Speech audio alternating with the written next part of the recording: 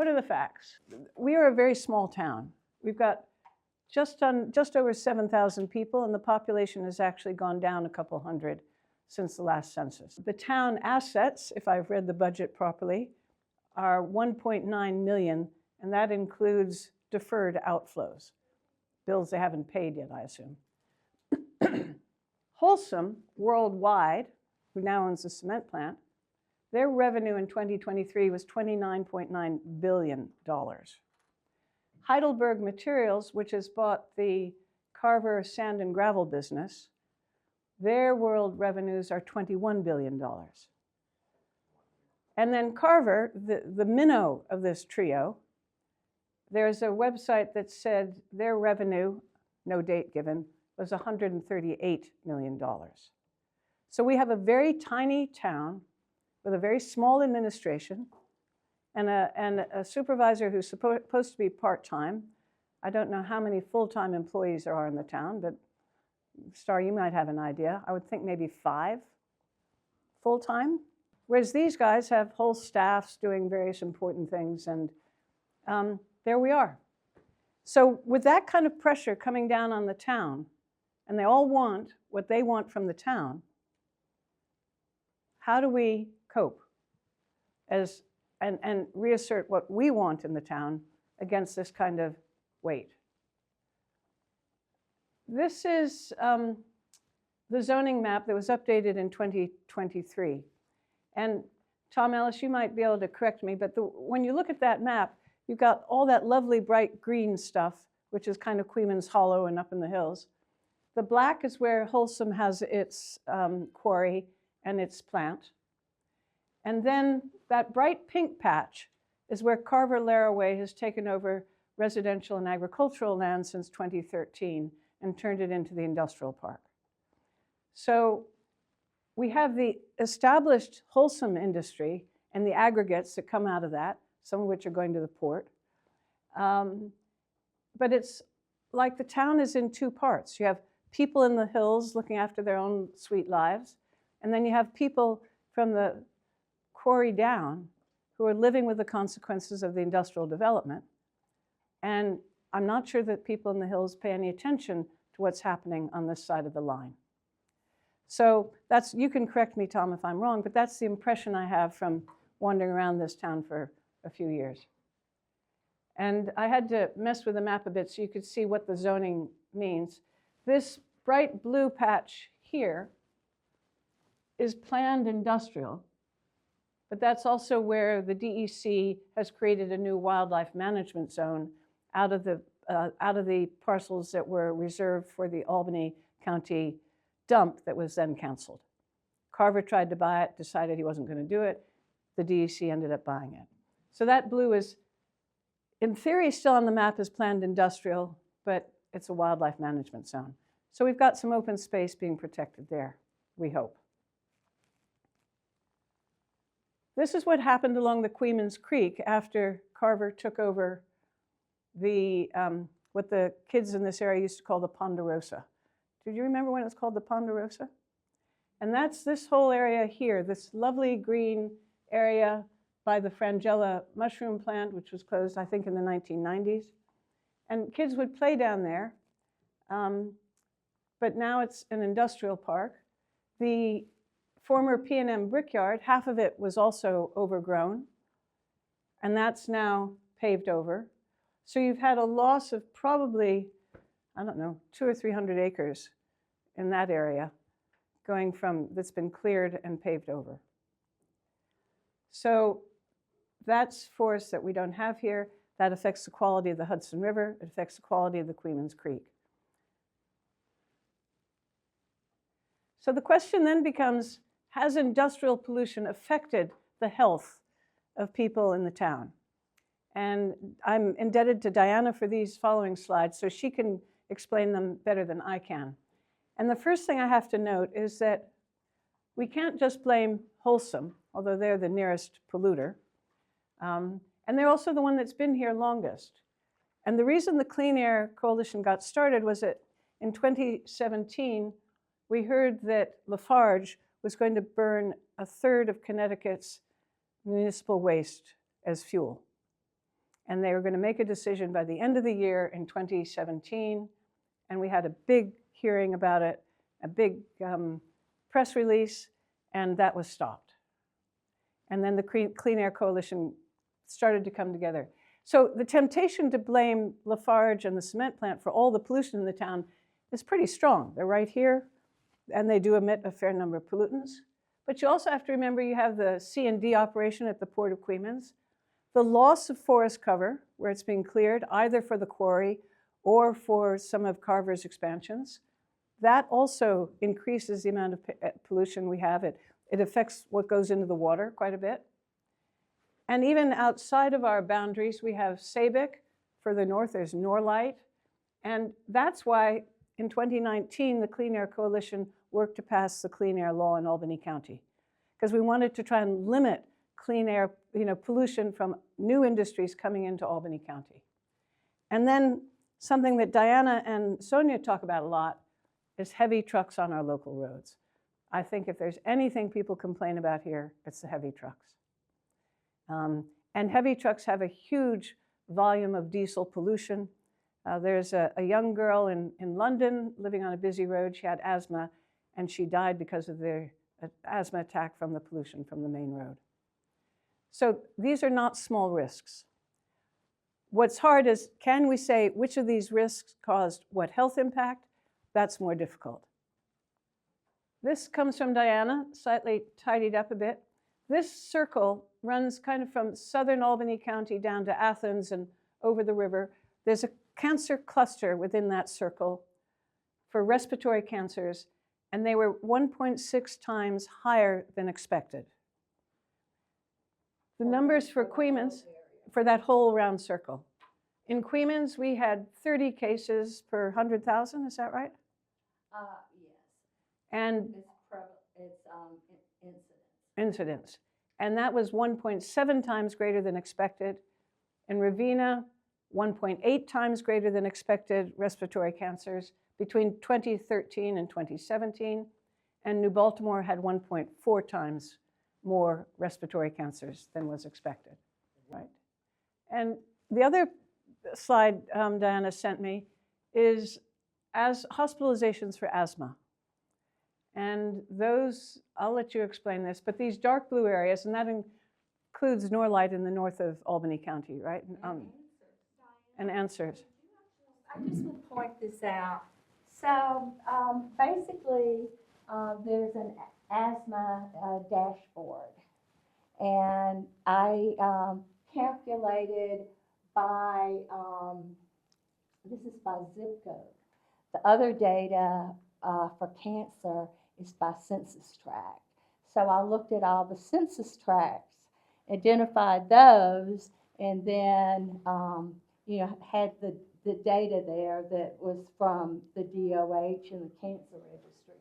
But I think for asthma is analyzed by emergency department visits and hospitalizations.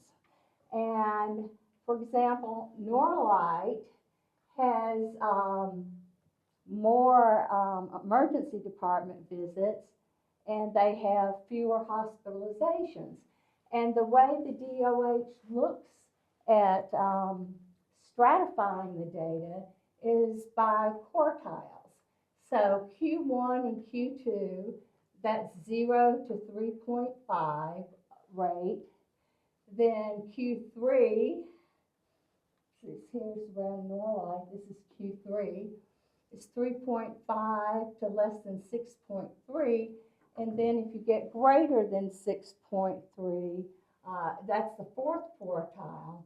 You'll look and you see you've got zip code 12143, and then I think Selkirk is 12158 in Ravena. So I think, there are a number of reasons why there are more hospitalizations than ED visits, is that we don't have a hospital, right, that you can just run to the ED.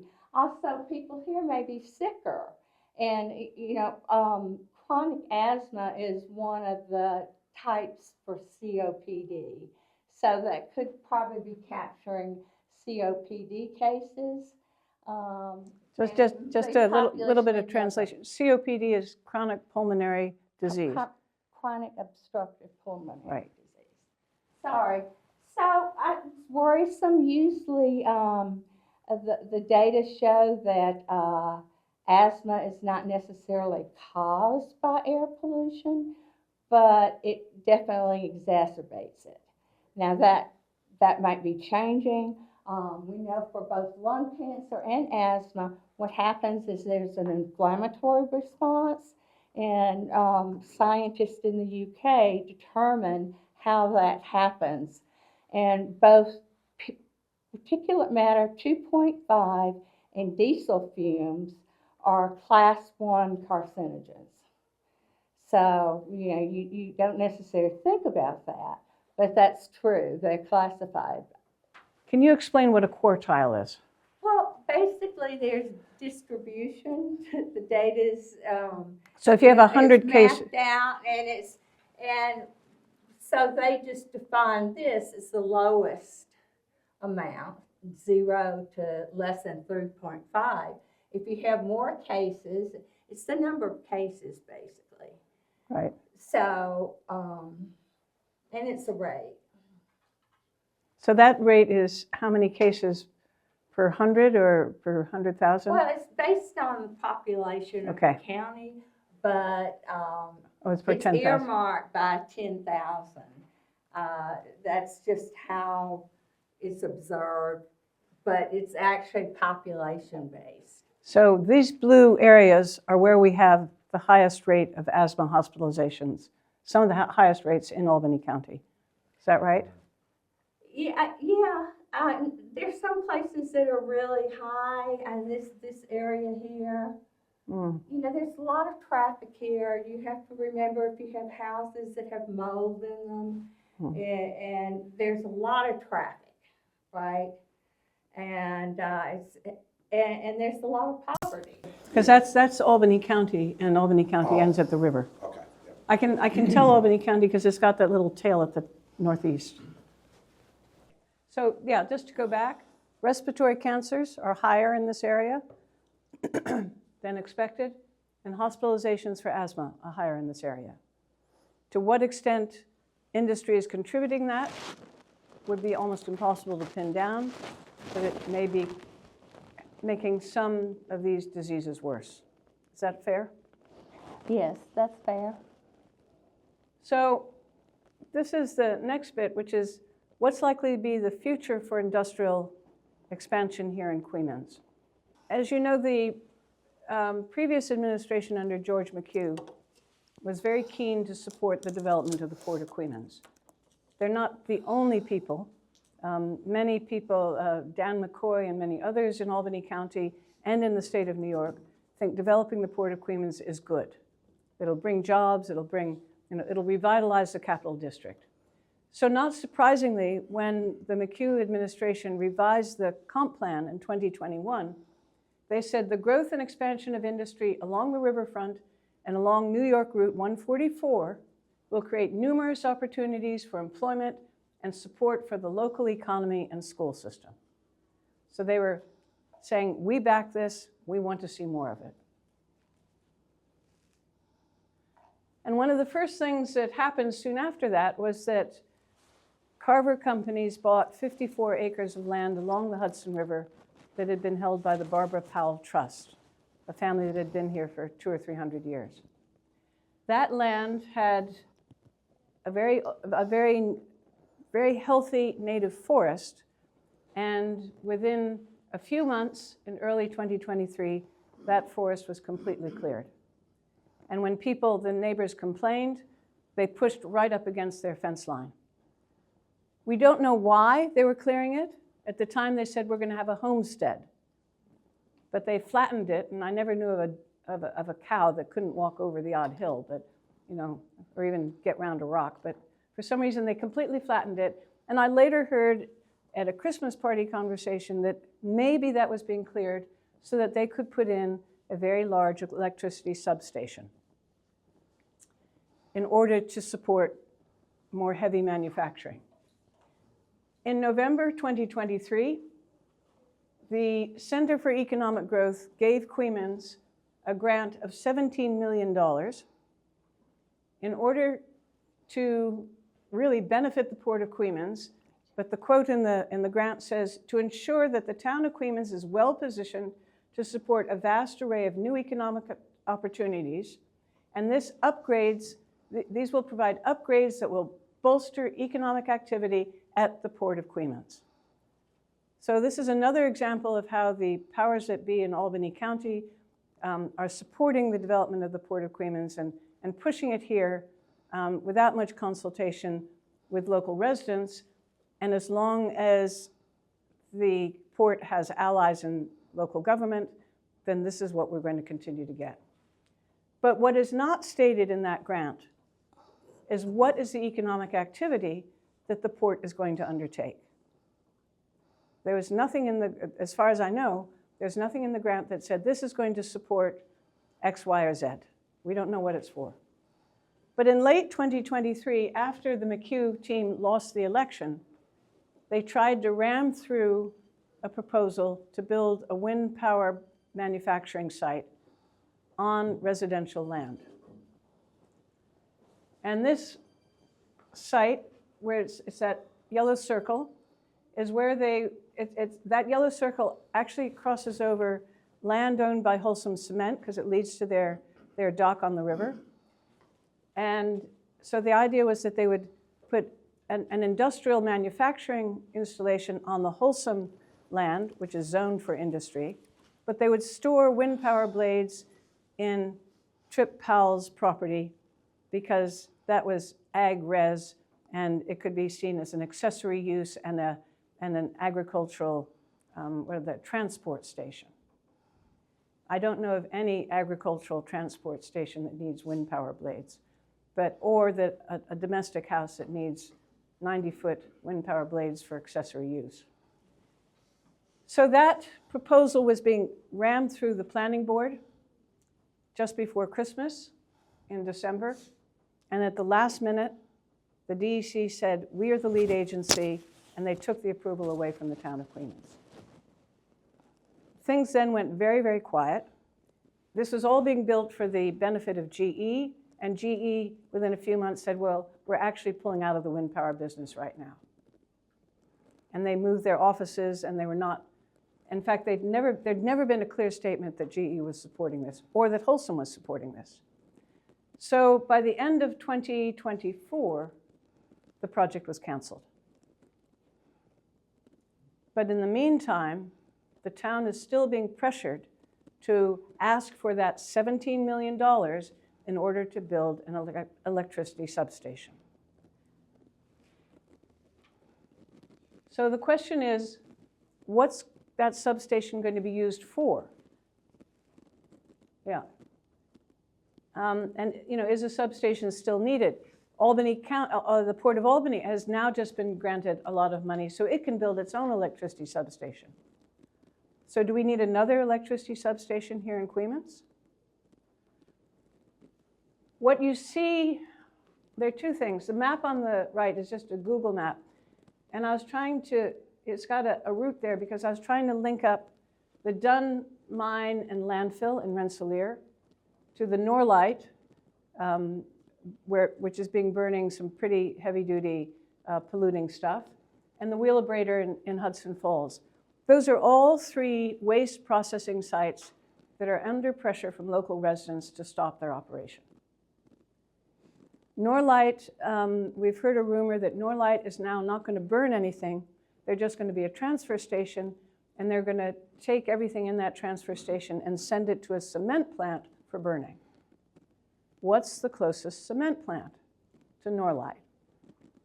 Well, glory be if it isn't, our friends over in Wholesome. And Wholesome has their plan to use waste for fuel because then they can say, we're not using fossil fuels, we're not contributing to greenhouse gases, et cetera, et cetera. So one possibility is that, in fact, the plan is we need the electricity substation to create a very major waste processing site.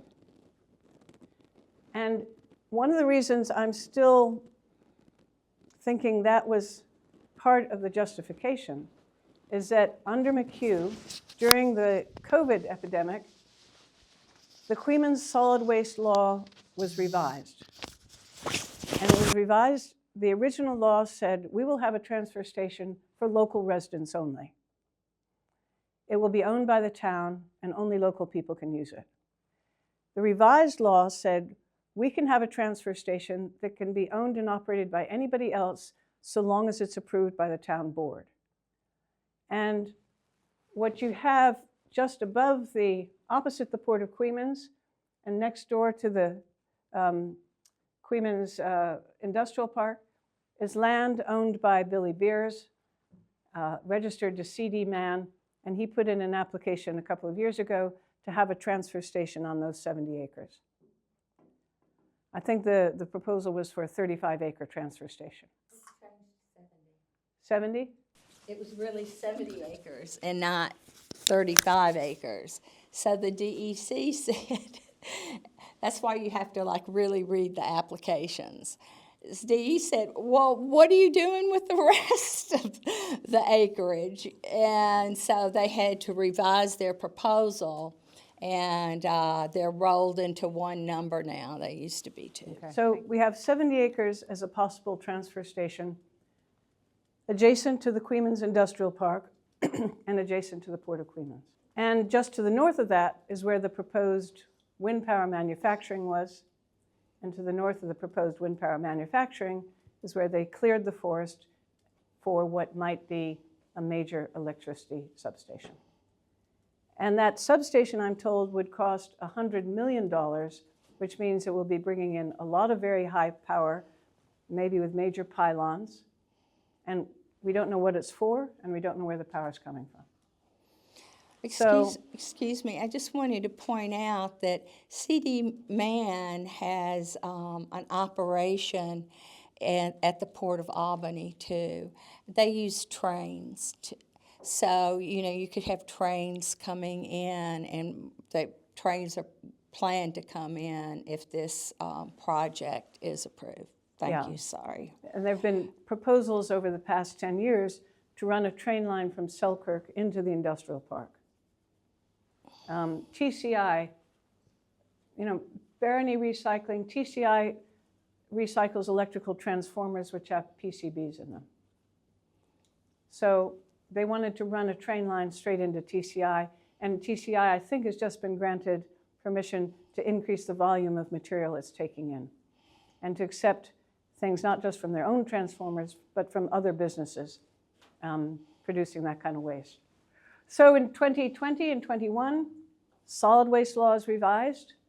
The clean air law is gutted a couple months later, so that all the strong provisions we fought for and got put in 2019 were reduced to, well, if EPA says it's okay and DEC says it's okay, that's fine with us.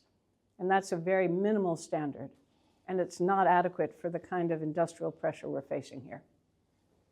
And then in May of that year, 2021, the comp plan was revised and said more industry along Route 144 is just fine. So, yeah, Ken. So for the CD Man proposal, did that ever go to like the town board and the planning board for public comments or hearing? Do we know? I don't think so. Okay. And as far as it's kind of in abeyance right now, isn't it? I haven't contacted the DEC in 5 months, but last time I talked to them, which was I think 6 months ago, it was still in the works. I don't know why it's taken so long. I was thinking that it had to do with New York Solid Waste Plan being implemented, but I have no idea. Yeah, to be honest, that just seemed to make sense. But it hasn't been approved as far as we know. So that's the state of things there. And this is a table I put together in 2022. And what's interesting is that when Carver Laraway bought the P&M Brickyard, it was 120 acres. He then added the industrial park, which is 354 acres, and various CD Man is on part of that, as part of that industrial zoning. Tracy Welding and TCI, they have 13 acres. And then Coeymans Recycling also bought land along the railroad near the railway bridge going over the river. That's up by Kent. And they bought the Coeymans Marina and they've bought more houses in the hamlet. They're not actually included in here, but at the time there are 6 acres of housing. And they now, in 2022, they bought the Barbara Powell Trust. So by the end of 22, when I last calculated this, they had 665 acres. If Trip Powell sells his 224 acres to Carver, and if Wholesome Cements roughly 200 acres along the river ends up being dedicated to more industrial expansion, we could have over 1,000 acres of riverfront. That's pretty much almost the entire riverfront in Coeymans being devoted to industrial development. Frankly, that's not something I want to see. But I'm sure there are people who think it's a good idea. This was a map showing where these places were. And it's all between pretty much Route 87 and the river. And mostly along 144. So that was really all I had to do, except for what future do we want? And then I was going to ask you to do some thinking. So any questions, clarifications? Does that make sense? Is it clear?